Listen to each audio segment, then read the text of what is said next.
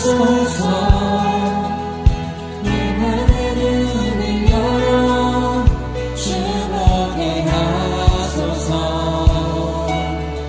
주목해 하소서. 내 맘의 눈을 여소서. 내 맘의 눈을 열어 주목해 하소서. 주목해 하소서. 주님 높이 들리고 영광의 빛 비춰주시며 권능 넘치니 보기 원하네. 거룩 거룩 거룩. 내 맘의 눈을 여소서. 내 맘의 눈을 열어 주목해 하소서. 주목해 하소서. 내 맘의 눈을 여소서. 내 맘의 눈을 열어 주목해 하소서. 주목해 하소서. 주 이름 높이 들리고 영광의 빛 비춰주시며 권능 넘치니 보기 원하네. 거룩 거룩 거룩. 높이 들리고 영광의 빛 비춰주시며 권능 넘치니 보기 원하네. 거룩 거룩 거룩.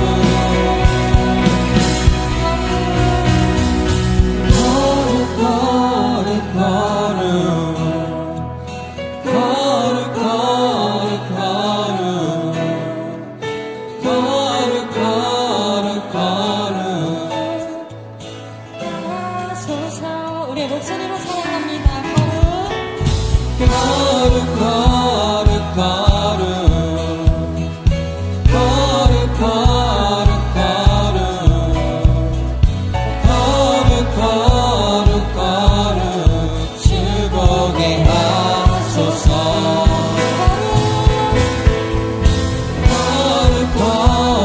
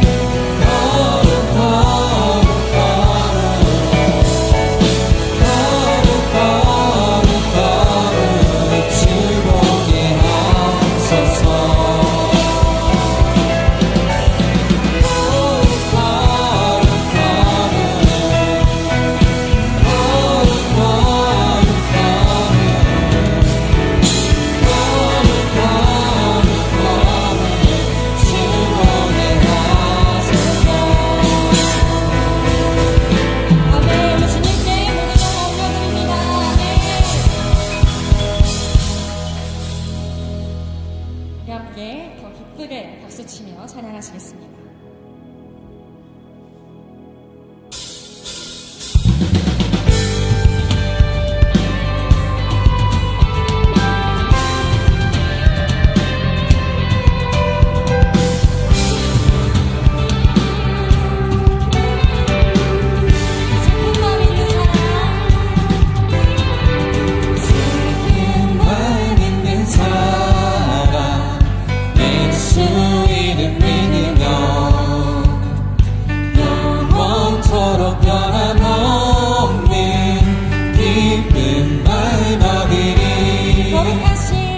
거룩하신 주의 이름 너의 방패 삼아라. 환난 시험 당할 때에 주께 기도 드려라. 예수의 이름은 세상의 소망이요 예수의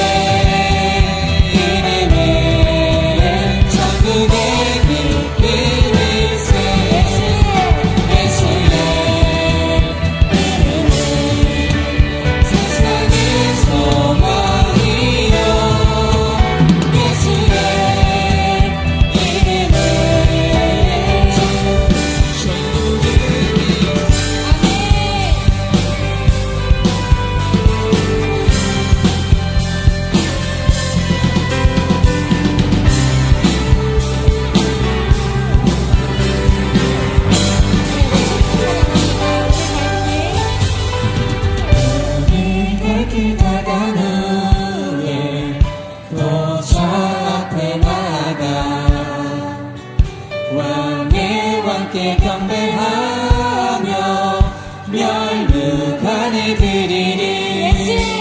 예수의 이름은 세상의 소망이요 예수의 이름은 천국의 기쁨일세. 예수의 이름은 세상의 소망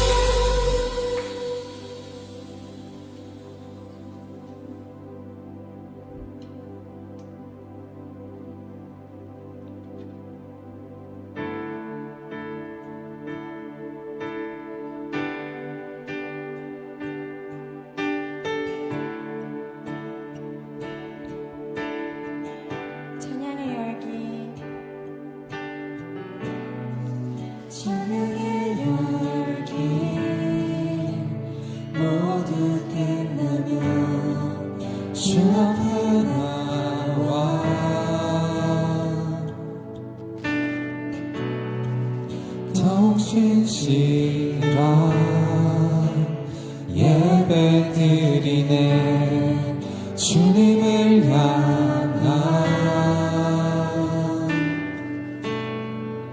노래 이상의 노래 내 맘 깊은 곳에 주께서 원하신 것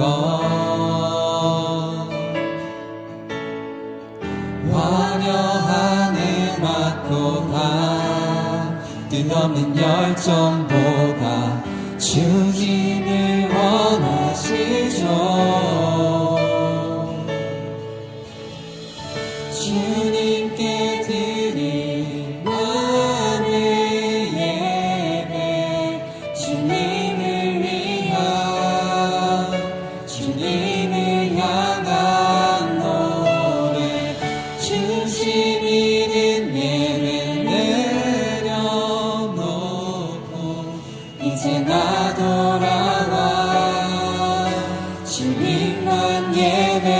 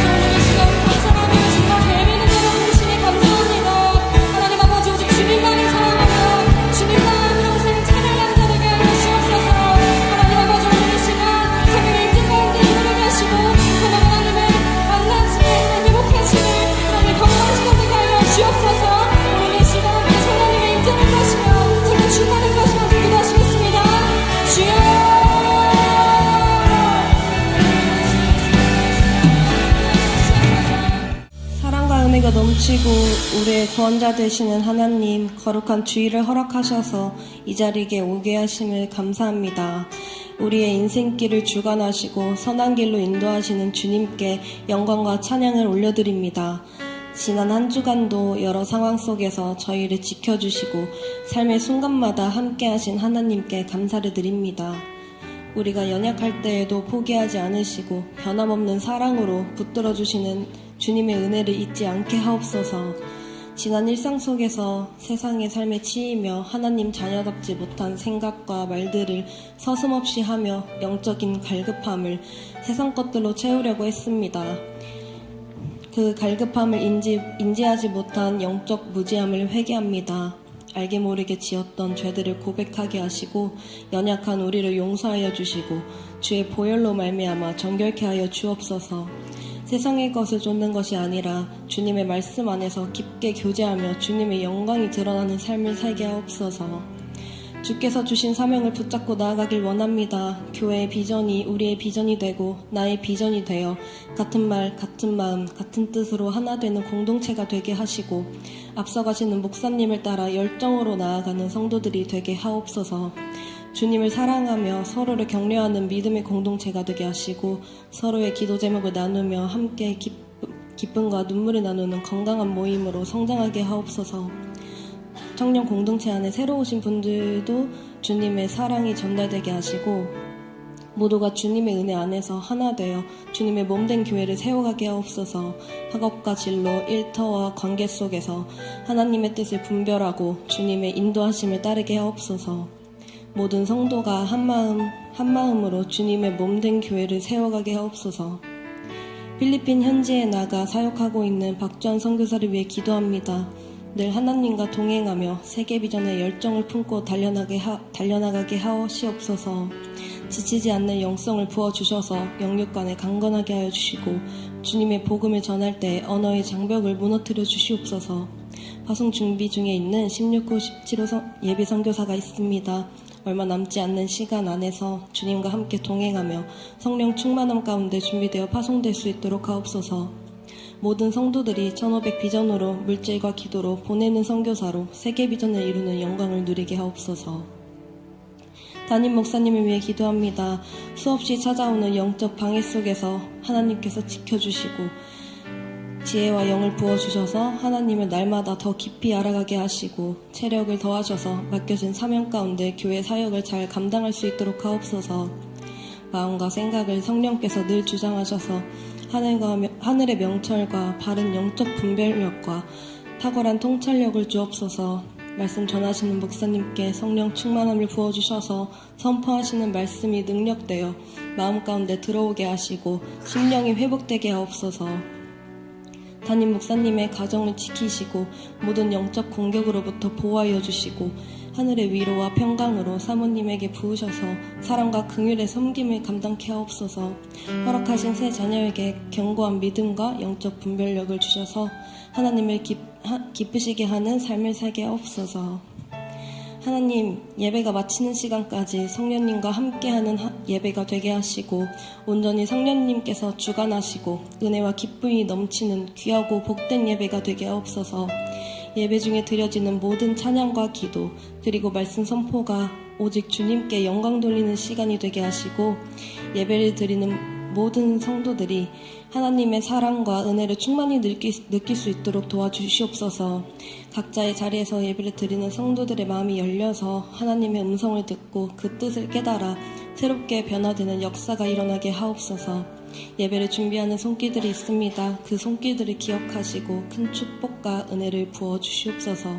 우리를 사랑하시고 구원해주신 하나님께 감사드리며 이 모든 말씀 살아계신 예수 그리스도의 이름으로 기도드렸습니다. 아멘. 새봄 행복모임 8주차 기도하기, 소그룹 기도, 개인 기도, 좋은 관계 맺기, B타입 베스트의 필요 채우기, 초청하기, AB타입 베스트 모두 행복모임에 초청하기, 지역 전도하기, 행복모임 후 다양한 방법으로 지역에서 전도하기, 주님 사랑 행복모임, 이웃사랑 복음 전파 잘 되고 있습니다. 기도하면 더 잘 됩니다. 구호 준비! 할렐루야! 주님 사랑! 이웃 사랑! 주님 사랑! 이웃 사랑! 부천시를 주님께로! 아멘. 우리 하나님 말씀 같이 보겠습니다. 출애굽기 38장 16절로 20절. 출애굽기 38장 16절로 20절의 말씀. 출애굽기 38장 16절로 20절의 말씀. 우리 한 절씩 교도하겠습니다. 뜰 주위의 포장은 세마포요.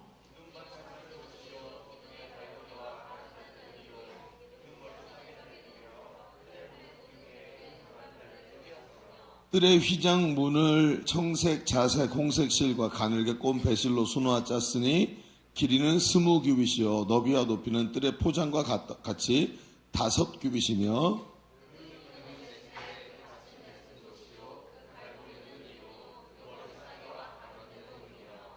함께 봅니다. 성막 말뚝과 뜰 주위의 말뚝은 모두 노시더라. 아멘.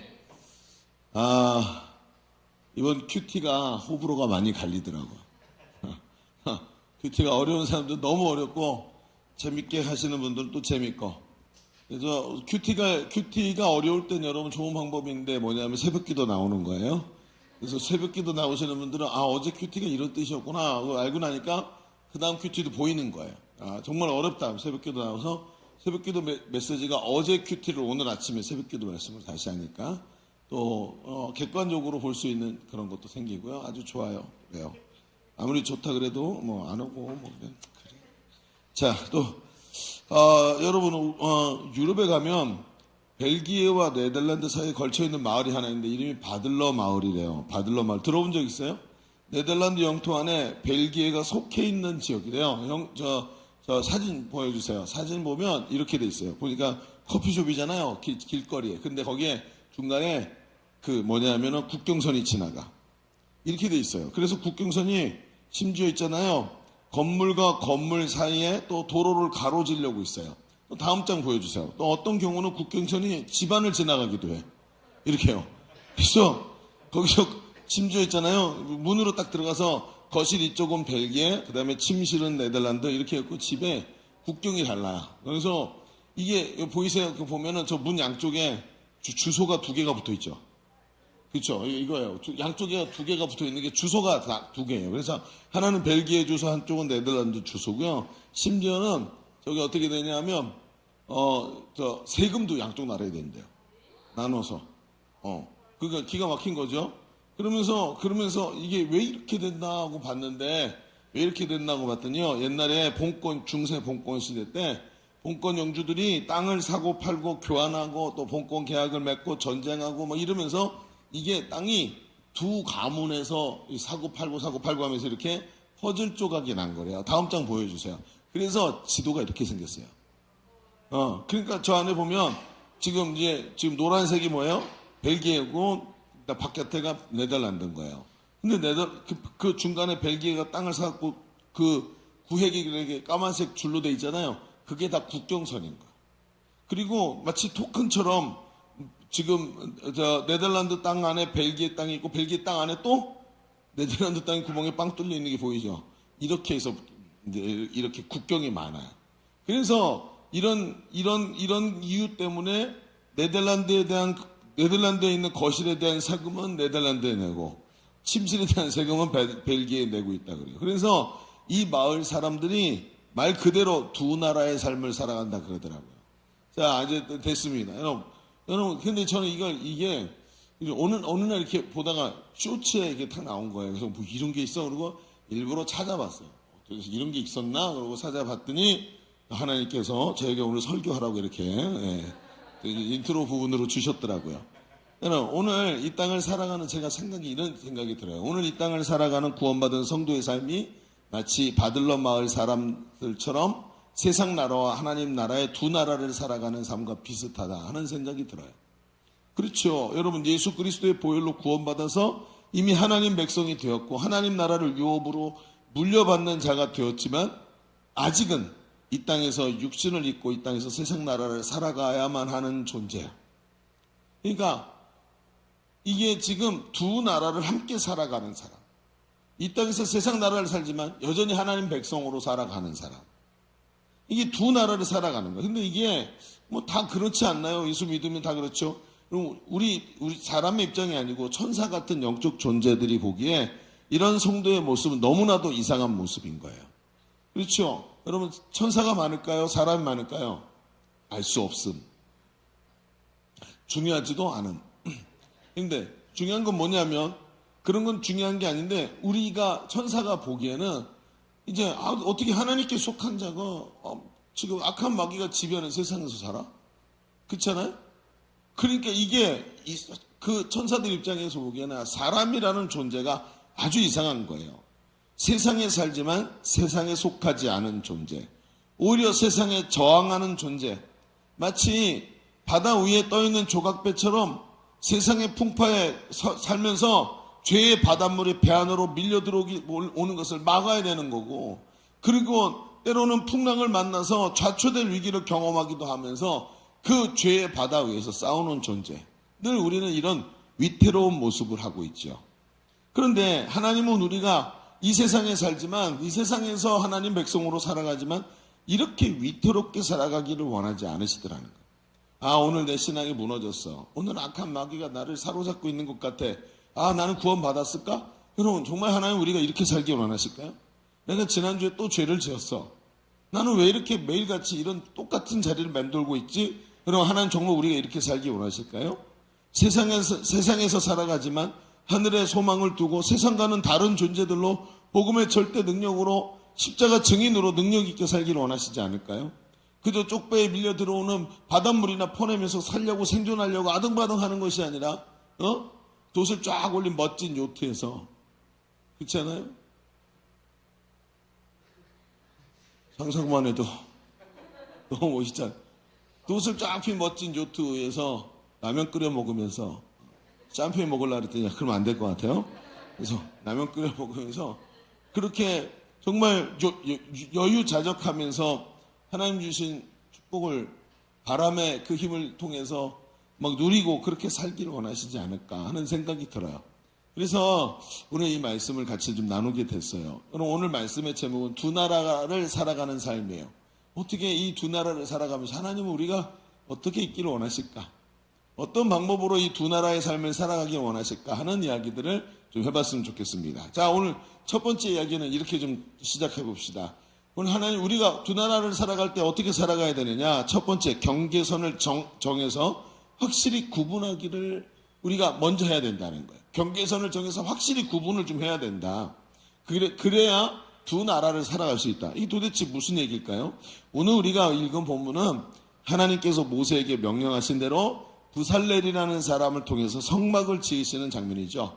그래서 성막을 지으실 때 성막 안에 있는 성막 지성소와 성소를 지으시고 안에 법궤를 만들게 하시고 그 다음에 촛대를 만들고 그 다음에 바깥으로 나와서 물두멍을 만들고 그 다음에 제단을 만들고 그 다음에 뭐 하냐면 밖에 성막들의 울타리를 만드는 장면이 오늘 우리가 본 거예요. 그러니까 도대체 이게 뭐 사람 이름 하나 안 나오고 뭐 몇 규빗 이러면서 얘기를 하는데 이게 도대체 무슨 뜻인가? 잘 들어보세요. 여러분, 성막은 안에 성막이 있죠. 성소와 지성소로 나누는 게 성막이에요. 그리고 성막 바깥에 뜰이 있어요. 그 뜰에는 물두멍과 제단이 있어요. 제단에서 제물을 태운다 그랬죠. 물두멍에서 손발을 씻고 성소 안으로 들어가서 지성소에 계시는 하나님을 뵙는 거. 그런데 이거는 구약에서는 불가능한 일이었죠. 제사장만 들어갈 수 있었단 말이에요. 근데 그 성막이 있으면 성막 밖에 포장을 쳐가지고 성막들을 만들게 해놓으신 거예요. 그래서 이 성막들 전체를 보면 남북으로 100규빗, 한 규빗이 손끝에서 팔꿈치 끝까지 45cm에서 50cm 정도 된다 그래요. 그러니까 100규빗이니까 한 45m에서 50m 되는 거예요. 여러분, 수영장 가보시면 국제구역 수영장 길이 있죠. 이쪽 끝에서 저쪽 끝. 그 정도 되는 거예요. 그 다음에 동서로, 가로로 50규빗, 절반이죠. 한 23m에서 한 30m 사이 정도 된다고 봐야 되는 거예요. 그래서 직사각형 모양을 하고 있고 동쪽에는 성막 뜰로 들어오는 문이 있었어요. 그러니까 동쪽 쪽에는 길쭉한데 우리 교회도 이렇게 길쭉하게 생겼는데 한쪽에 문이 있잖아요. 그죠? 똑같이 거기도 문이 있는데 그 문이 20규빗이었고요. 뜰 사면에 그 울타리를 쳤는데 이제 흰색 세마포 휘장으로 울타리를 쳤고 그 울타리 중간중간에 놋기둥과 말뚝 그리고 은으로 된 갈고리와 가름대로 그 기둥들을 세워가지고 흰색 세마포로 울타리를 지탱하게 만들었어요. 그런데 이 장면을 가만히 보는데 여기서 성막을 바라보는 하나의 관점이 보여요.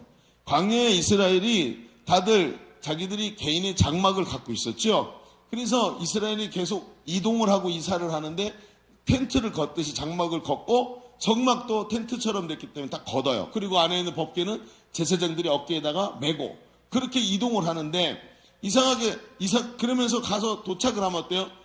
성막을 짓고 그 다음에 개인의 자기들의 장막을 짓게 만들었어요. 그런데 이상하게 그 많은 집들을 짓게 하셨는데 그 중에 딱 하나 성막만 뭐가 있냐면 울타리가 있어요.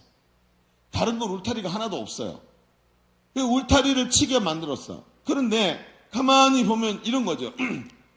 우리가 이사를 갔어요. 이사를 가서 성막을 쳐야 되는데 딱 도착하니까 여기쯤 치면 좋겠다라고 생각했어요. 근데 거기가 어디죠?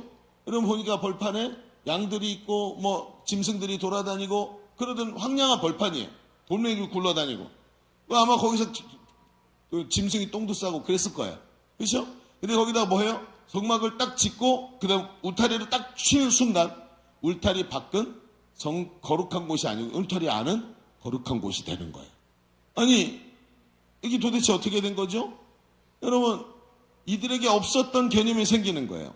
조금 전에 도착한 이 광야의 황량한 땅이었는데 하나님의 임재가 있는 성막을 세우고 울타리를 두르고 문을 달면 그곳이 거룩한 곳이 되어버리는 거예요.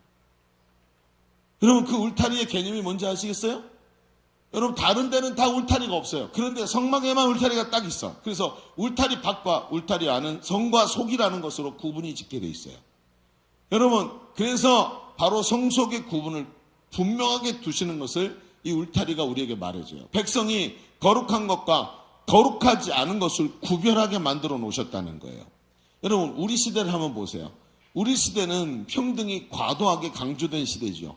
그래서 이 사람들의 차이를 용납하지를 않아요. 무조건 같아야 된다고 생각하죠. 그런데 이런 모습이 우리 속에 있는 평등과 인권이라는 개념으로 파고 들어와서 우리의 정체성에 혼돈을 주고 있다는 거 여러분 알고 계십니까? 거룩한 하나님 백성으로 살아야 되는데 사람들은 다 똑같다고 생각을 해요. 거룩한 하나님 백성이 아니어도 괜찮아요. 그러면서 세상 사람들과 나눠 별반 다르지 않다고 생각하는 거예요. 그런데 이런 모습이 우리 속에 들어와가지고 이런 생각들이 우리에게 정체성의 혼동을 주더라. 우리가 느끼는 것은 세상과 별반 다르지 않다고 생각되는 거예요. 성속의 구별을 차별이라고 생각하고 죄를 죄라고 하면 벌금을 내게 하고 선을 선이라고 말하면 너 이것은 선하고 저것은 선하지 않다. 차별이라고 말하는 시대를 살아요.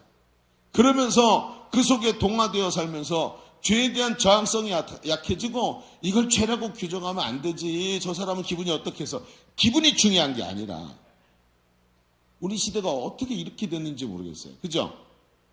기분에 따라서 남자도 되고 여자도 돼. 기분에 따라서 남들의 분위기에 따라서 여러분 구분이라는 게 얼마나 중요한지 그 구분이 굉장히 중요하다는 거예요. 서해안에 가잖아요. 여러분 여름 되면 우리 젊은이들은 다 어디 가나요? 예전엔 동해안도 가고 그랬는데 뭐 어쩌 남해안도 가고 그런다 그러더니 이제는 이제 브라질도 가고 뭐 어디도 가고 다 그런다 그러더라고. 안 가시나 보죠? 그래요. 근데 서해안에 가면 말이죠.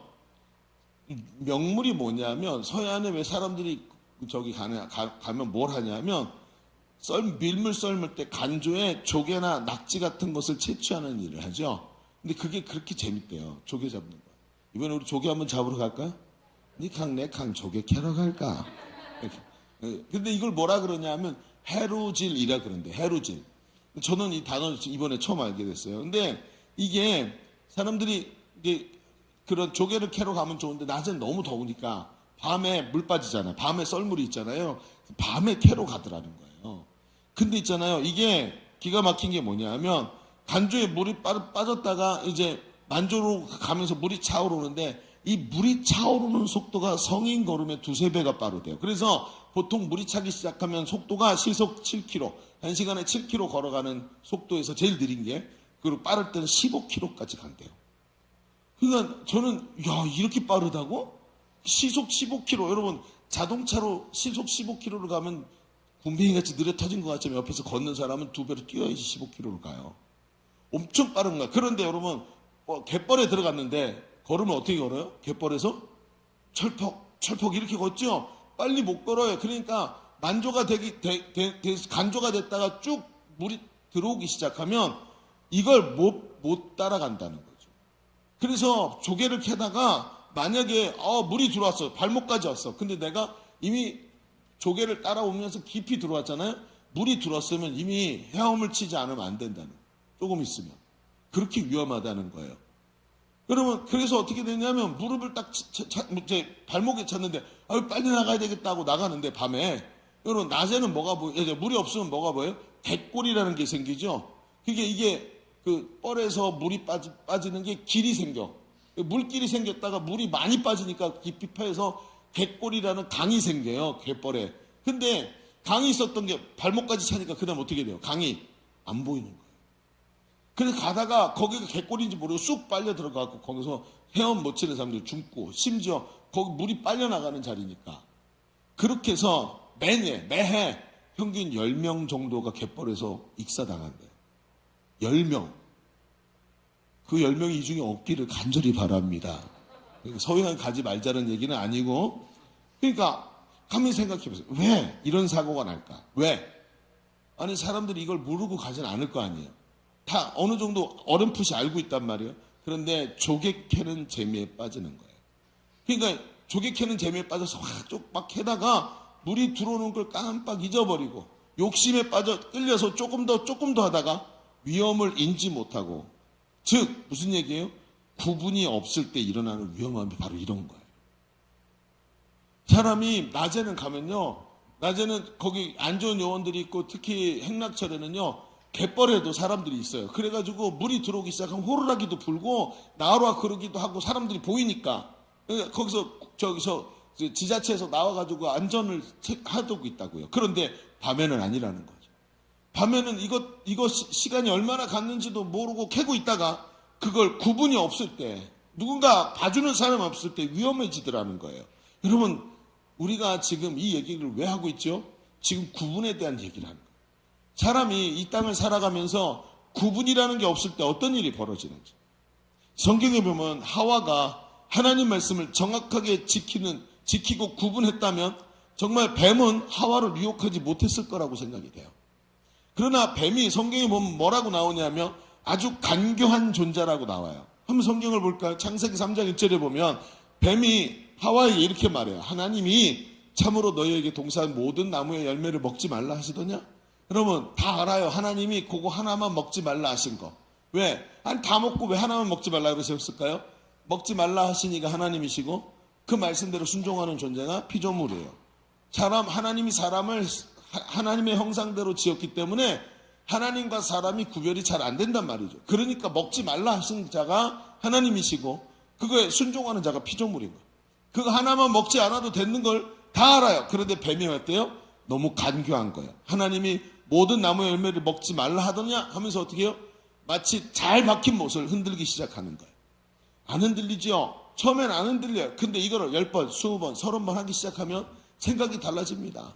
여러분 우리 목사님이 동성애자일지 몰라. 무슨 소리야. 우리 목사님 마초인데. 아닌가? 근데 그걸 10번, 20번 들으면 그럴지도 몰라 라는 얘기가 나온다는 거예요. 사람은 흔들기 시작하면 생각이 흔들릴 수 있다는 거예요. 근데 마귀가 이걸 얼마나 많이 했을까? 그러면서 하나님에 대한 오해가 자꾸 일어나게 만들죠. 그런데 말은 어때요? 말은 다르고 다른 거예요. 그 말의 뉘앙스에 따라서 사람이 달라지는 거예요. 그 말에 실린 마음이 사람의 마음을 자꾸 못을 흔들듯이 잘 박힌 못을 흔들기 시작하는데 어느 날 보니까 약간 흔들리네? 약간 틈이 벌어졌고 못이 흔들리기 시작하는 거예요. 자, 마귀가 또 말합니다. 뱀이 또 말합니다. 창세기 3장 3절에 하나님의 말씀에 너희는 먹지도 말고 만지지도 말라 하셔서 하와가 말을 하죠. 뱀이 자꾸 말하니까 하나님이 먹지도 말고 만지지도 말라 하셨어. 맞죠? 그쵸? 근데 그 뒷말을 보세요. 너희가 죽을까 하노라. 이게 무슨 뜻이냐면 죽을까? 죽을지도 몰라. 죽을지도 몰라 라고 대답을 합니다. 그런데 하나님 뭐라 그러셨죠? 너희가 먹는 날에는 정녕 죽으리라. 반드시 죽게 된다. 말이 아다르고 어다른 거예요. 거기서 조금 지나니까 그렇게 잘 박혀있던 못이 살짝 흔들리기 시작하죠. 그리고 거기에 의심이 들어가기 시작합니다. 아, 죽을지도 몰라. 약간의 의심이 들어갔습니다. 창세기 3장 4절에 뱀이 여자에게 이르되 너희가 결코 죽지 아니하니라.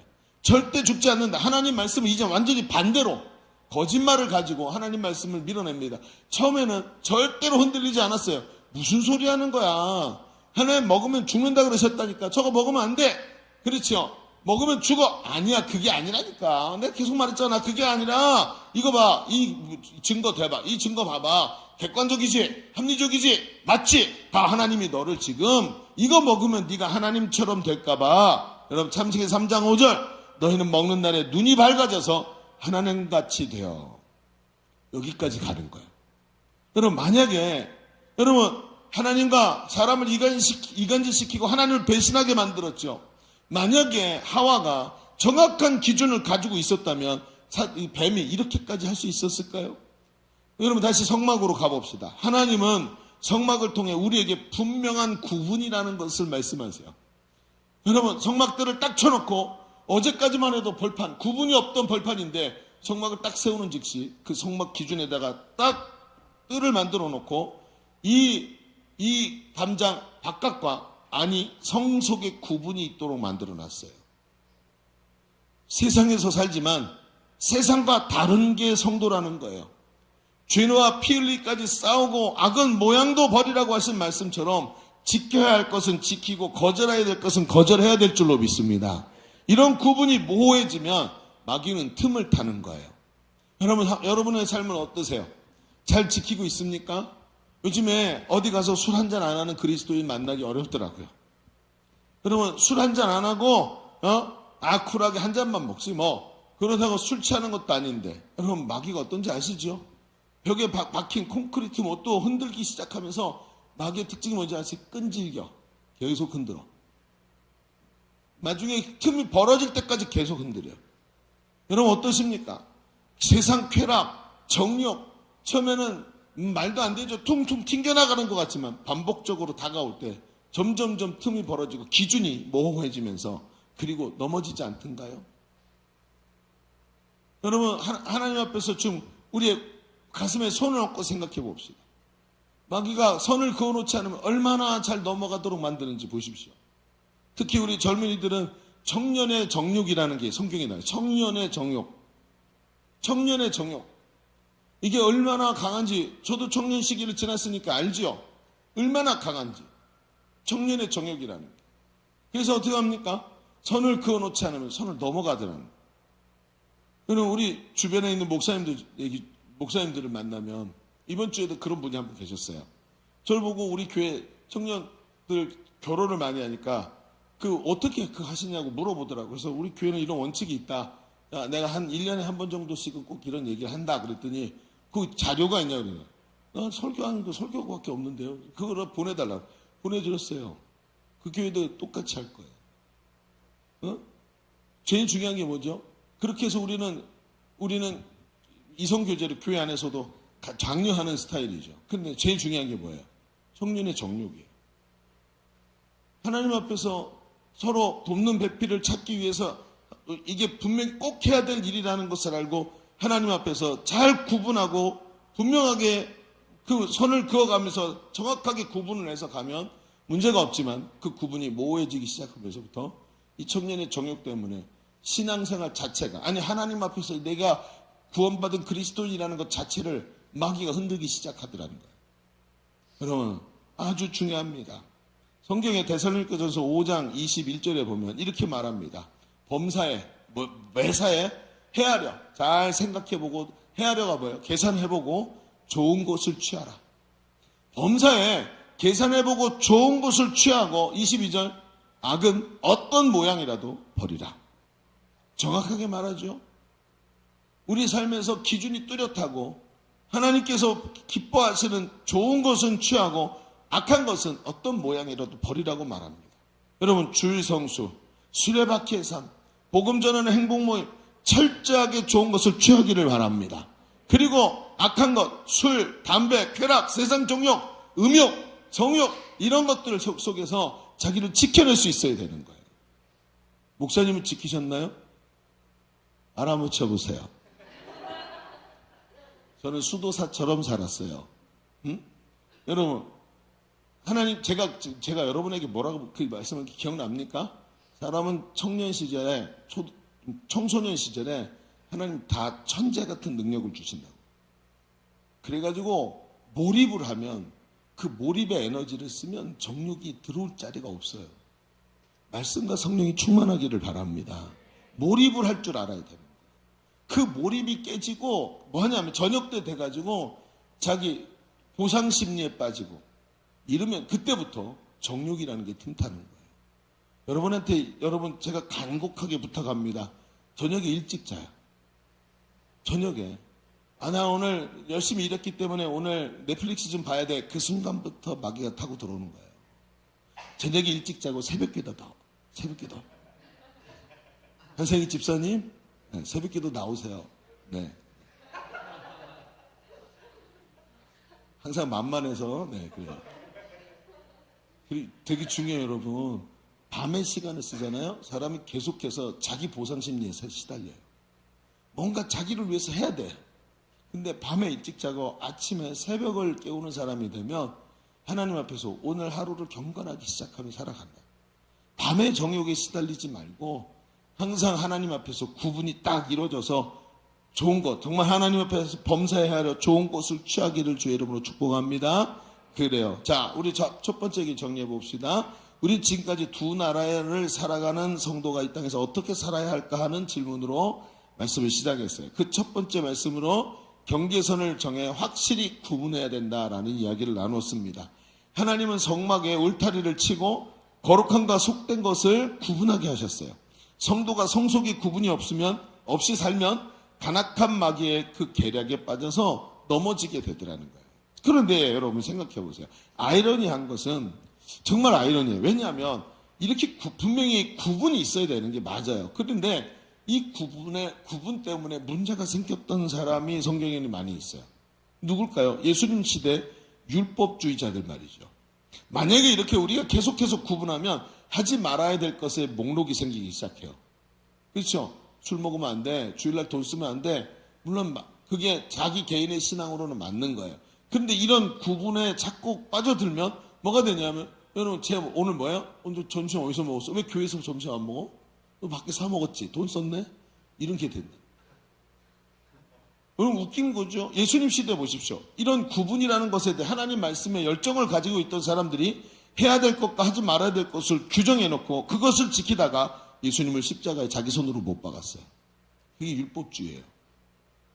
그래서 위험한 거예요. 여러분 저도 어려서 제 신앙도 그런 율법주의 배경에서 신앙이 있었어요. 물론 율법이 나쁜 건 아니에요. 왜냐하면 어린 아이들은요 율법이 있어야 살아요. 엄마가 너 모르는 사람이 와서 사탕 사줄게 가자. 그럼 어떻게 해야 되지?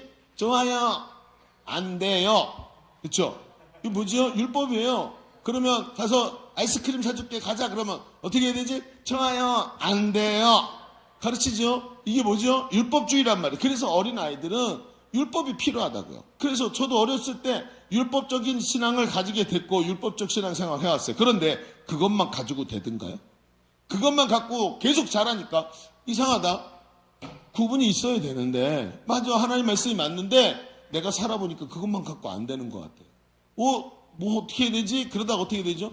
하나님 말씀은 하나님 말씀, 내 삶은 내 삶 하고 이완돼 버리는 거예요. 두 개가. 그래서 어떻게 해요? 신앙생활이 계속해서 그냥 담론에 머물러 버려요. 삶이 아니라 담론에 머물러 버리는 거예요. 여러분 생각해 보세요. 예수님은 우리를 너희가 세상의 빛이라고 하셨어요. 세상을 향해서 나가서 섬기라고 말씀하셨어요. 그렇다면 성과 속을 구분한다는 말은 100점짜리가 아니에요. 이것 가지고 성막을 설명할 수가 없는 거예요. 그렇죠? 단편적인 게 아니니까. 자, 그럼 얘기를 들여다봅시다. 두 번째 얘기에서 이 내용을 좀 더 들여다봐야 되는데, 두 번째 이렇게 한번 써보세요. 구분됨을 넘어서 구별된 삶으로 나가야 합니다. 앞에 구분이란 얘기를 했죠? 구분이 아니고 뭐예요? 구별로 가야 되는. 이게 뭐가, 이게 워드플레이도 아니고 말이죠. 뭐예요, 이게?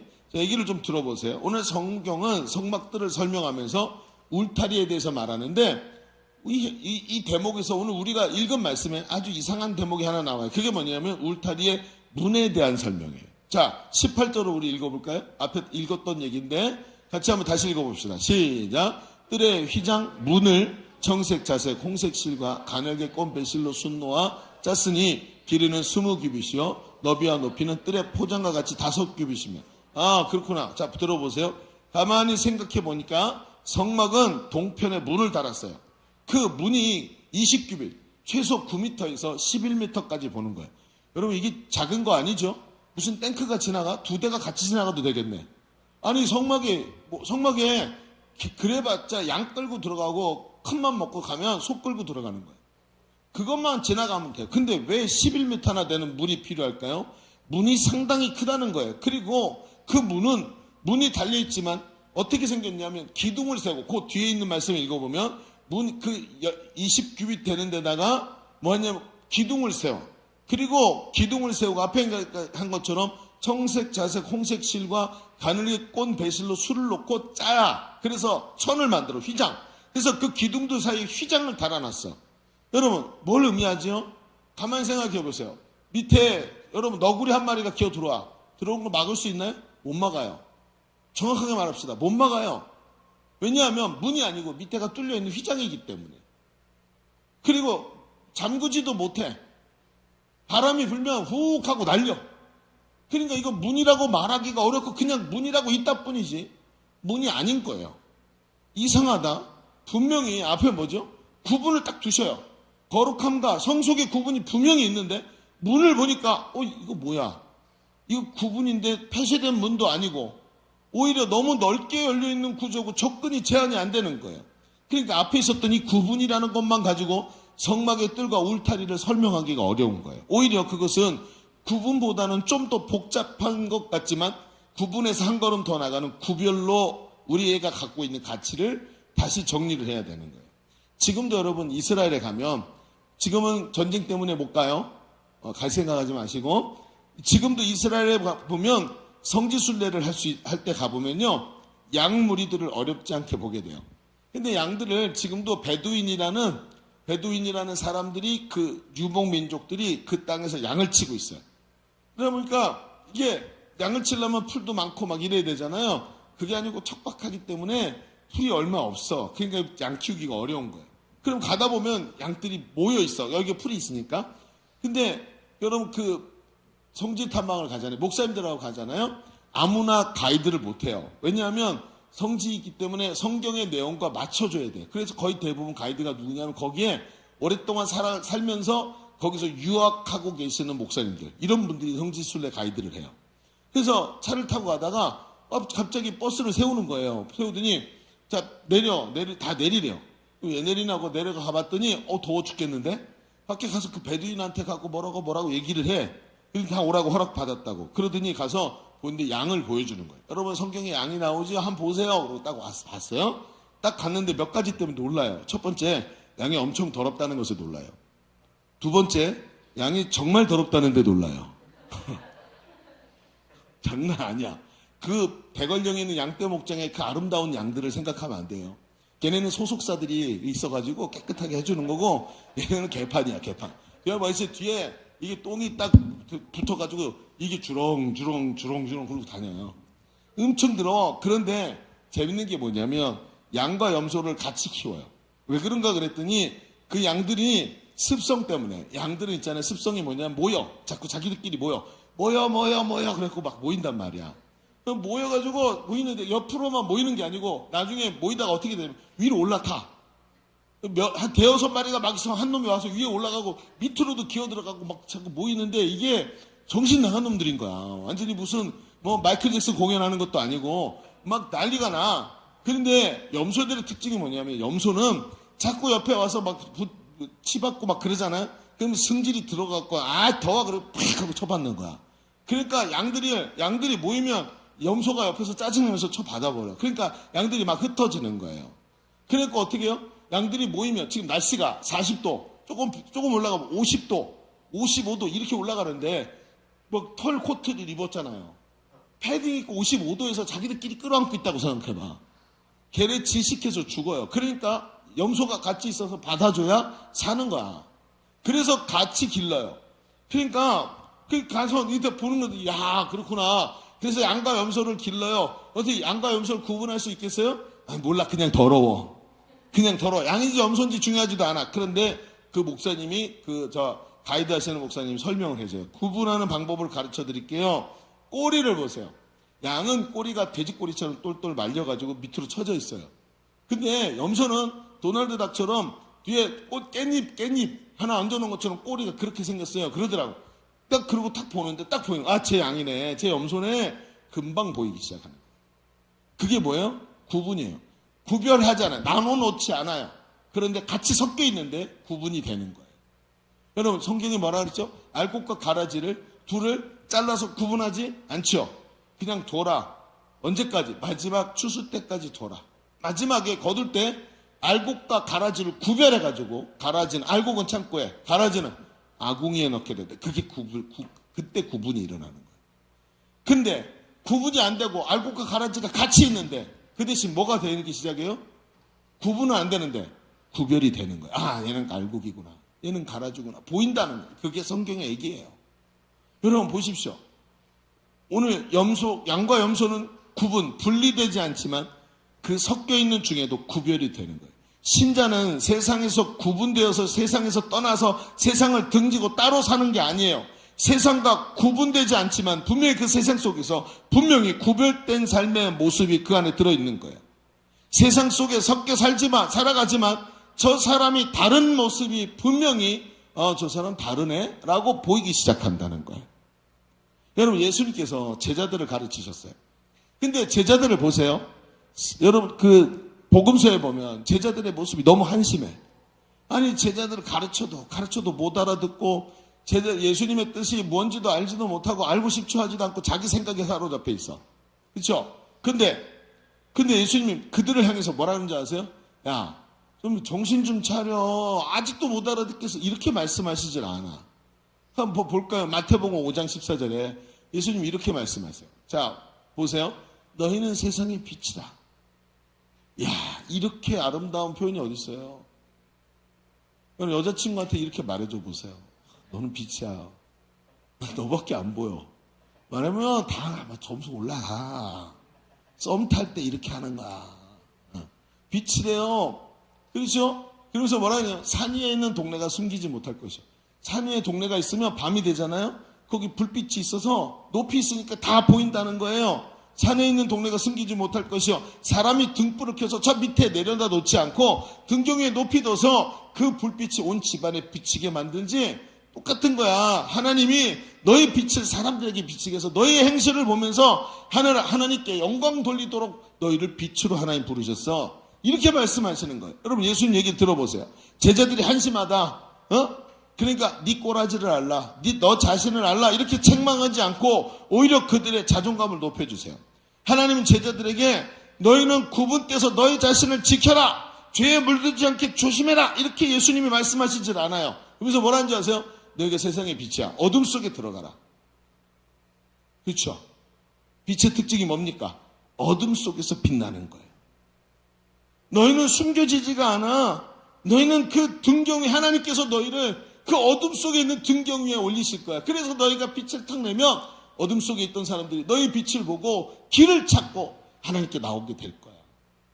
너희는 어둠 속에 들어가서 빛이 돼야 돼 라고 얘기를 하고 계시는 거예요. 여러분 보세요. 구분해놓고 말이죠. 세상과 등지고 죄짓지 마라, 어둠 속에 들어가지 마라 이렇게 예수님이 말씀하시는 거 아니에요. 오히려 우리에게 얼마나 여러분 동기부여를 하십니까? 가스라이팅 열심히 해가지고 너희는 빛이야. 가스라이팅 얼마나 하시면 어둠 속에 들어가서 빛이 되라 라고 말씀하시잖아요. 그러면서 여전히 어둠 속에 있지만 구별돼서 어둠에 잠식당하는 것이 아니라 어둠 속에 빛을 비춰낼 수 있도록 만드시는 거예요. 심지어 너희 빛을 보고 어둠 속에서 길을 잃은 사람들이 하나님께 돌아오게 만들어라 라고 얘기하고 있어요.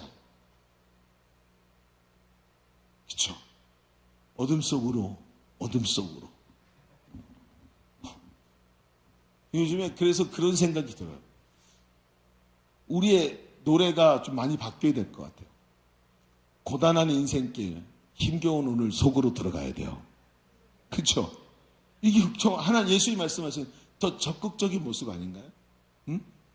오늘 우리에게 구별을 말씀하시는 게 아니고, 구분을 말씀하시는 게 아니고 구별을 말씀하시는 예수님의 마음.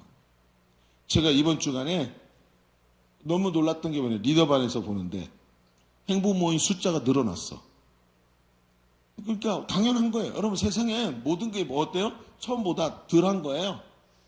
가면 갈수록 더 지저분해지고요. 가면 갈수록 힘이 딸리는 거고요. 가면 갈수록 조직이 무너지는 거고요.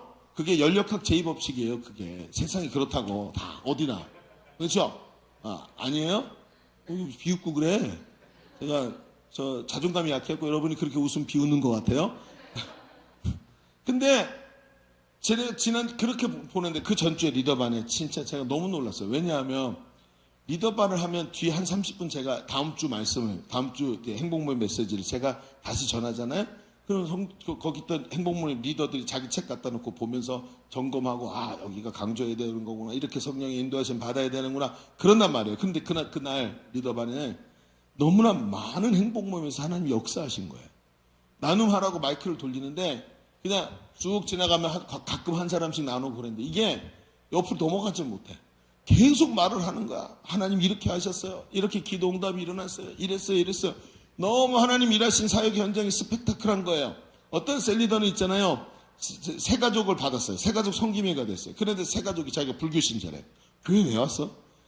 어쩔 수 없어서 강권 때문에 한 번 와봤대요. 그리고 다시는 안 오겠다는 거죠. 나한테 신경 끄세요. 나는 불교 신자예요. 성기미를 거절해. 저 전화도 안 받아. 집에 가도 문도 안 열어줘. 근데 이분이 그러고 있다가 기도를 하고 후리지아 꽃을 준비했어요. 후리지아. 냄새 강하더라고요. 그죠? 그 후리지아 꽃을 예쁘게 준비해서 거기다가 선물을 넣고 그리고 정성껏 쓴 손편지를 집어넣고 가져가서 그 집 문에 아파트 문고리에다가 걸어놨어. 없어. 당연히 없는 줄 알고 갔고요. 거기다 걸어놓고 돌아왔어요. 그런데 있잖아요. 얼마 지나지 않아서 그 세 가족이 그 전화를 하는 거예요. 진심이 느껴지더라. 내가 뭐라고 나한테 왜 이렇게 잘해주냐고 감동해서 마음이 열리고 이제는 심지어 뭐라니 어제 그제 하는 말이 관계가 열리고 만나주기 시작하더라. 다음 주에는 집으로 들어갈 생각이다. 그 다음 주에는 행복 모임을 할 거다. 그러면 굉장히 중요하지 않습니까? 나 자신을 보호하는 정도가 아니라 들어가서 빛의 역할을 감당하라. 구분되어서 자기 자신을 지키는 정도가 아니라 들어가서 구별된 삶을 살아라. 어떤 행복모임 인도자는요, 베스트를 섬겼어요. 베스트가 네일아트를 해. 가서 난 손톱도 길지 않은데 네일아트 손톱 내주고 돈 주러 간 거예요. 가고 손톱 하면서 나한테 집중해야 되니까 손가락 2개를 맡겨놓고 5개 맡겨놓고 한 손은 핸드폰 켜놓고 행복모임 메시지를 전했어요. 이 베스트가 예전에 교회 다녀본 사람인데 복음을 듣고는요 사람의 마음이 열렸어요. 그래가 다음 주에도 우리 하자. 이 시간에 손님도 없고 하니까 우리 1시간씩만 하면 되니까 좀 시간을 내달라. 그러겠다고 약속을 했어요. 다음 주가 됐어요. 가서 가게 갔는데 없어. 가게 문을 닫았어. 어디 갔나 했더니 다른 약속이 있어서 갔대. 유치원 어디 나왔어?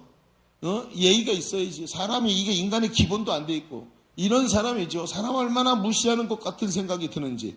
그런데 그 문 닫혀 있는 그 샵을 보면서 하나님과 약속한 시간이니까 내가 하나님께 드리기로 한 거니까 거기 쭈그리고 앉았어요. 아무도 없고 셔터 내리지 문 앞에 쭈그리고 앉아서 1시간 동안 그 가게와 그 베스트를 위해서 기도를 한 거예요. 그리고 나서 다음 주가 또 됐어요. 이번 주에도 먹을 거 싸가지고 가서 같이 하자고 가서 손가락 내밀면서 가서 베스트를 섬기는데 여러분 한 주간 동안 얼마나 바뀌었는지 기도를 매일 했다 그래요. 베스트를 묶고 있던 흉악의 결박이 풀리고 사람의 마음이 열리고 감동을 하더래요. 그러면서 이렇게 말하더라는 거예요.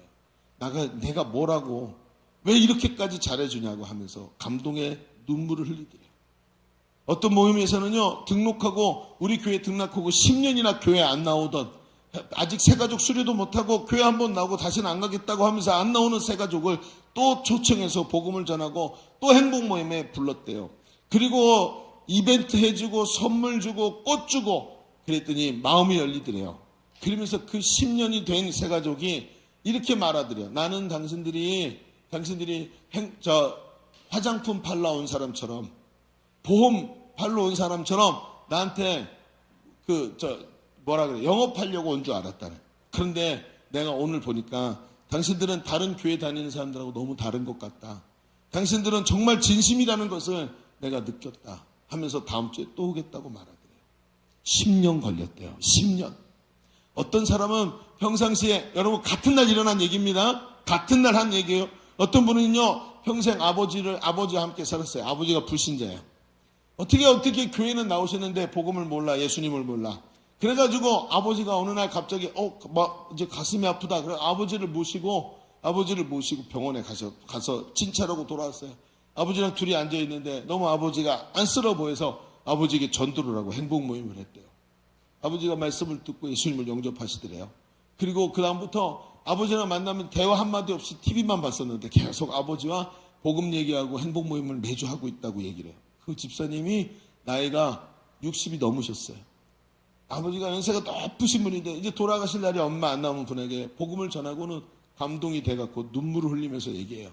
어떤 사람은 자기에게 돈을 꿔가지고 갚지도 않는 사람, 이거 거래처인데 이거 거래처가 아니라 그냥 쳐 맞아야 되는 인간이 돈을 빌려갔는데 안 갚어. 그런데 이 사람에게 긍휼한 마음을 주셔서 그 사람에게 전도하고 그 사람이 당신은 내게 하나님 같은 사람이라고 말하는 소리를 들었다고.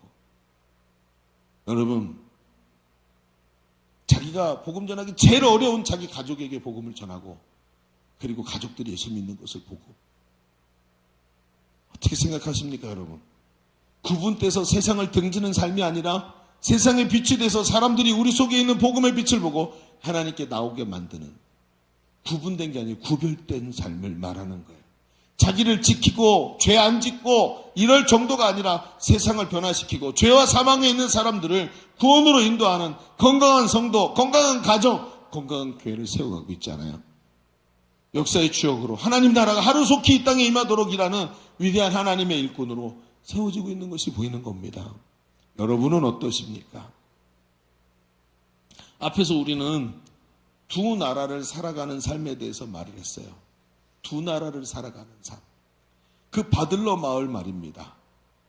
그 바들러 마을 사람들은 사람들이 그들을 신기하게 보고 있지만 그 본인들은 그것이 당연하고 너무나도 편안하고 안락한 삶이라고 얘기를 해요. 오늘 우리는 두 나라를 살아가고 있어요. 어쩌면 죄악의 바다에 떠있는 배처럼 밀려 들어오는 물을 막아내기 위해서 안간힘을 써야 하는 모습일 수도 있어요. 그렇죠? 그런데 여러분 생각해 보십시오. 어쩌면 왜 안간힘을 쓰면서 물을 막지? 하고 봤더니 물을 막아놓고는 그 물을 가르며 달려나가서 담대하게 물에 빠진 사람들을 구원하는 구조선으로 자랑스럽고 명예롭게 가슴에 훈장을 달고 그 바다 위를 누비고 다닐 수도 있다는 거예요. 물을 막으면서 물 들어오지 못하게 노심초사할 것이냐, 아니 물을 막으면서 돌아다니면서 물에 빠진 영혼들을 구원할 것이냐. 오늘 하나님은 우리를 무엇으로 불렀다고 생각하십니까? 우리는 어쩔 수가 없어요. 두 나라를 살아가는 사람이에요. 그렇죠? 여러분 오늘 이 예배가 끝나면 또 집으로 돌아가야 되고 내일 아침부터 또 출근해서 세상 나라에서 살아야 돼요. 그러나 여러분 안에 그 빛이 있는 줄로 믿습니다. 구분됨이 아니라 구별됨으로 나가서 그 많은 사람이 나의 삶을 보면서, 구별된 나의 삶을 보면서 빛을 깨닫고 하나님께로 돌아나오게 만드는 사람. 사랑하는 우리 젊은이들이요, 구분된 것이 아니라 구분 때문에 머물지 말고 일어나서 세상의 빛으로 구별된 삶을 사시기를 바랍니다. 하나님은 그런 당신에게 성령을 부어주시고 당신의 인생 전체를 부르셔서 가장 위대하고 아름다운 삶으로 만들어 가실 줄로 믿습니다. 자, 우리 눈을 감읍시다.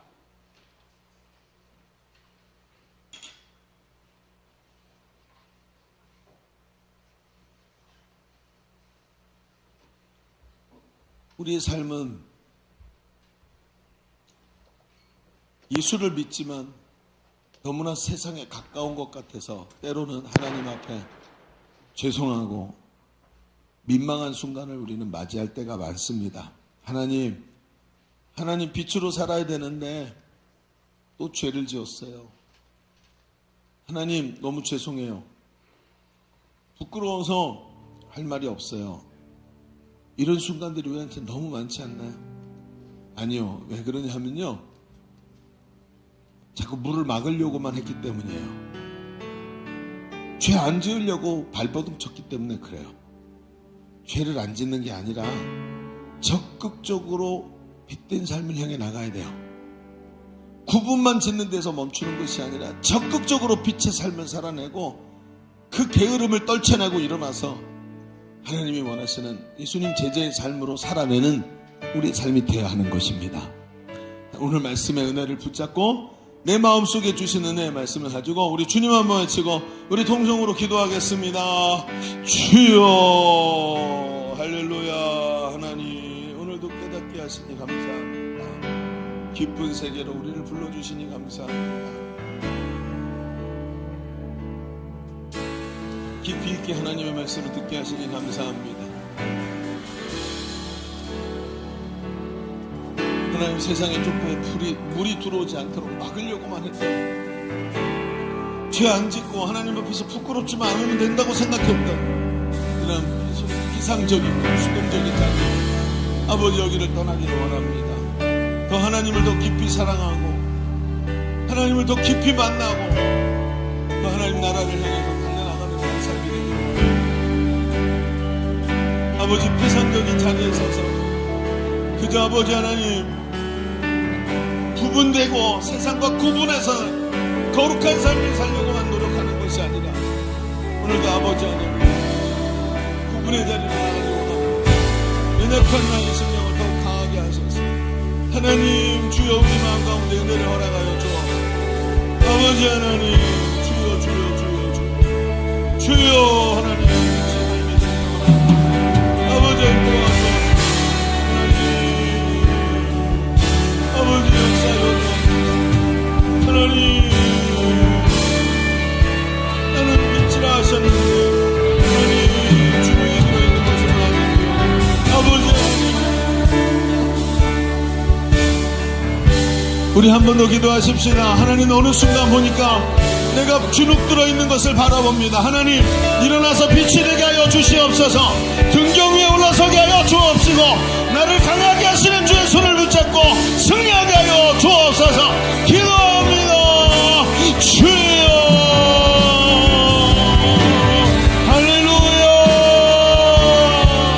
하나님 오늘도 내 아버지 하나님 주여 나를 빛으로 부르신 줄로 믿습니다. 하나님 죄를 안 지으려고만 노력했었지 빛의 삶을 살아내려고 하지 않았습니다. 하나님 빛으로 살아내게 하소서. 나의 삶을 빛으로 부르신 것을 믿습니다. 빛의 삶을 살아내게 하소서. 빛의 삶을 살아내게 하소서. 오늘도 하나님 담대한 믿음 우리 열어가여 주시옵시고 오늘도 아버지 하나님 빛의 삶을 살아내는 우리의 삶을 연결이 될 수 있도록 주여 도와주시고 인도하여 주옵소서. 말씀과 성령이 충만하게 하시고 온전한 아버지의 믿음의 오자로 찾아들어가게 하여 주시옵소서. 하나님 등경 위에 세우실 줄로 믿습니다. 우리를 등경 위에 세우실 줄로 믿습니다. 하나님 적극적으로 달려나가 등경 위에서 성령을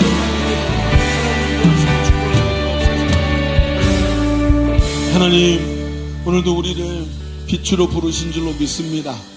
두 나라를 살아가고 있는 우리의 삶이 하나님 분명히 하나님 구분되어야 되는 것을 알고 있습니다. 그러나 알고 있는 대로만 한다고 되는 것이 아니라 그 구분을 뛰어넘어서 빛의 삶, 구별된 삶이 되어야 할 줄로 믿습니다. 적극적으로 그 자리로 나가게 하여 주시옵소서. 하나님 미련하고 게을러서 엉덩이를 부비고 앉아있는 자가 아니라 민첩하고 하나님 앞에 지혜로워서 벌떡 일어나서 하나님 빛된 삶을 향해 달려나가게 하여 주시옵소서. 오늘도 하나님 우리를 인도하고 계시는 줄로 믿습니다.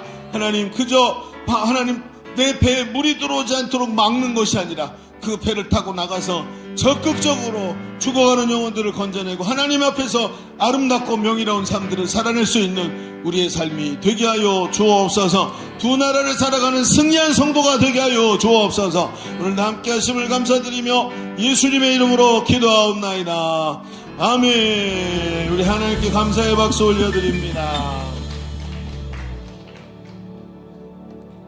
우리 함께 준비하신 예물 하나님께 올려드리며 함께 찬양하시겠습니다.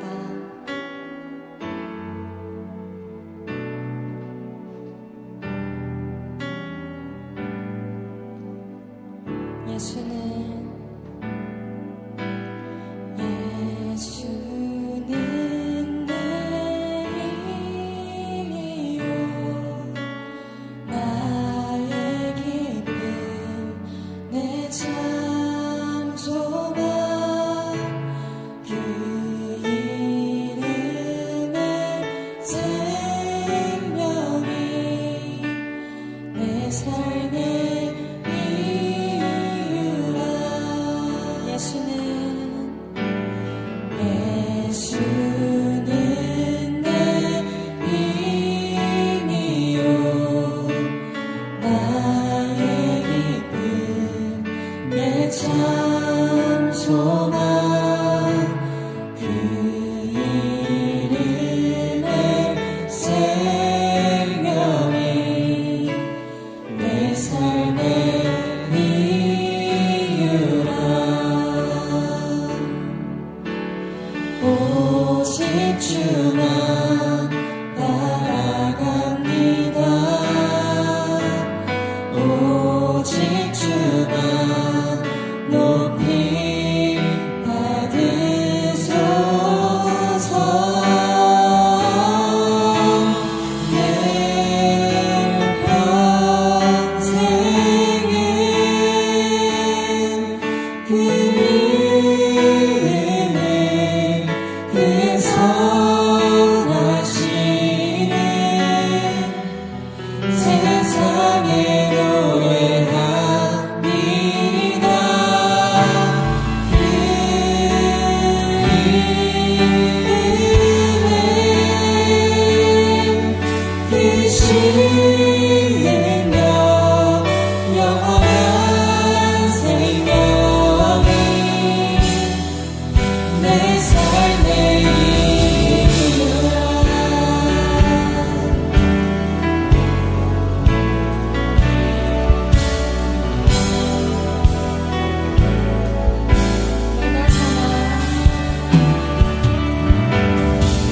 내가 살아 주를